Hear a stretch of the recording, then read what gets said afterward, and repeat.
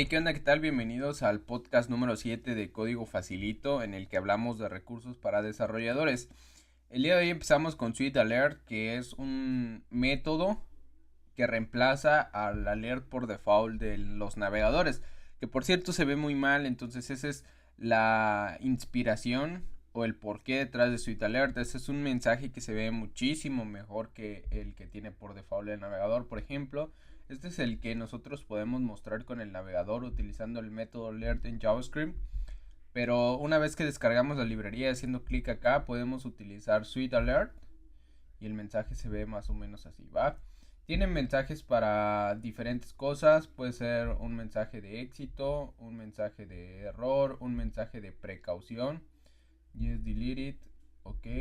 Entonces, y todo viene con snippets de código. Así que está muy interesante para que lo puedas integrar en tu aplicación web. Casi todos manejamos este tipo de mensajes. Lo descargas y copias alguno de los snippets de código que vienen acá y que te permiten desplegar el mensaje, ¿va? Ok, entonces ese es el primero, Sweet Alert. Después tenemos Autocomplete, que es un autocompletado que no utiliza JavaScript extra. Es decir, cuando tú lo integras en tu página web, lo único que tienes que poner es esto y los archivos que minificados pesan solo 2 kilobytes. Entonces también está muy interesante. Les voy a mostrar cómo funciona. Aquí está. Luego, por ejemplo, JavaScript o Java. Y pues de esa manera autocompletas el texto que querías colocar en la caja. Está hecho por Levaru, entonces es la misma desarrolladora de la que hablamos cuando platicamos de Prims.js, que es una librería para darle resaltado a las palabras clave de diferentes lenguajes de programación. Entonces, creo que también está muy interesante, ¿va? Así que pueden checarlo, pueden descargarlo. Aquí ahí está, hay un API. Te puedes suscribirte a eventos relacionados con el autocompletado. Entonces, esta es la forma básica, pero también hay formas más complicadas de hacer el autocompletado, ¿va? Bueno, Ridiculous Responsive Social Sharing Buttons es un paquete de botones de redes sociales que generalmente nos van a servir para compartir contenido en nuestra página web, que son completamente responsivos. Si te das cuenta aquí en la pantalla demo que ellos tienen, cuando el espacio es muy pequeño, únicamente muestran el icono de la red social, y cuando es lo suficientemente amplio muestran además del icono el nombre. Entonces hay diferentes tamaños, hay pequeños, hay icon only que solo muestran el icono sin el background. Entonces tú tienes toda la configuración para definir cómo vas a mostrar tus botones, ¿va? Después alguien preguntó en redes sociales cuándo íbamos a hacer un curso de cómo utilizar Scrollorama, y me recordó que antes me tocó mucho utilizar Scrollorama. Entonces, es una forma en cómo tú puedes controlar el texto o animar texto utilizando el scroll del navegador. Entonces te permite hacer efectos muy interesantes. Está perfectamente documentado. Tal vez podamos hacer un video tutorial de cómo utilizarlo, pero de mientras puedes ya descargarlo desde GitHub. Aquí download, lo puedes descargar como zip o como tar y empezar a utilizarlo en tus landing page, en tus aplicaciones web, en lo que quieras. Es un plugin que, si no mal recuerdo, utiliza jQuery. Entonces es el único requisito que necesitas para poder utilizar Scrollorama, ¿ok? Esta me encantó, me gustó mucho. No sé cuánto tiempo tenga en línea Stackshare, pero yo lo acabo de descubrir y se me hace que está muy interesante, ¿ok?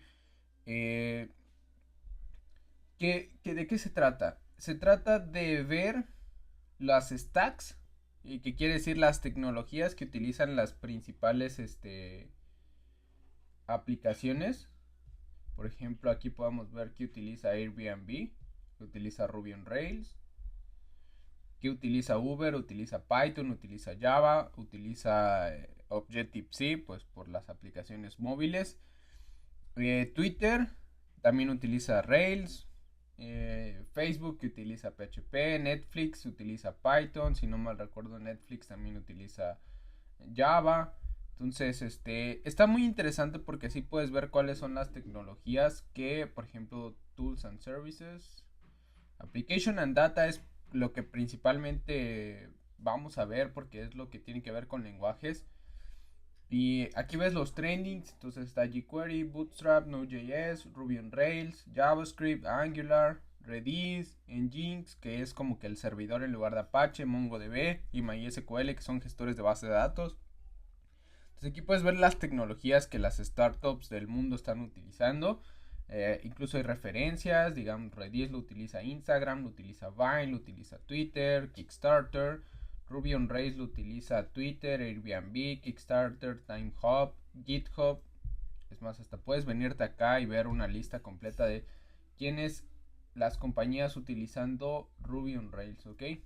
Entonces, creo que está muy interesante para que nos podamos dar una idea. De ahí saqué un tweet hablando de las startups que utilizan, por ejemplo, Java. Entonces, está interesante. Spotify, LinkedIn, eBay, Netflix, Slack, Uber y muchos otros más utilizan Java. Yo que trabajo con Ruby on Rails, pues ya les mostré quiénes utilizan Rails, Twitter, Airbnb y un sinfín de startups más. Entonces, bueno, yo la verdad sí me pasé un buen rato aquí explorando. Ustedes pueden explorar las tecnologías que a ustedes les gustan, Python, Node.js, JavaScript, Angular, React, lo que ustedes quieran, ¿va? Entonces es stackshare.io. Google Fonts Files. Bueno, yo creo que es más en el aspecto del diseño. ¿De qué se trata? Bueno, creo que la mayoría de nosotros conocemos google.com/fonts.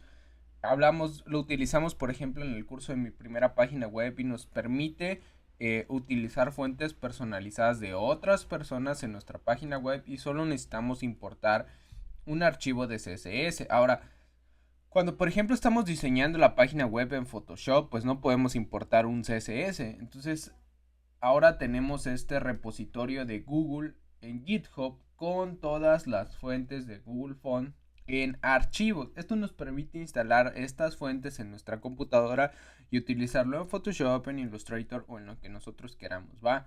Entonces, también vale la pena checarlo. Está en el GitHub de Google, así que pasen a verlo, ¿ok?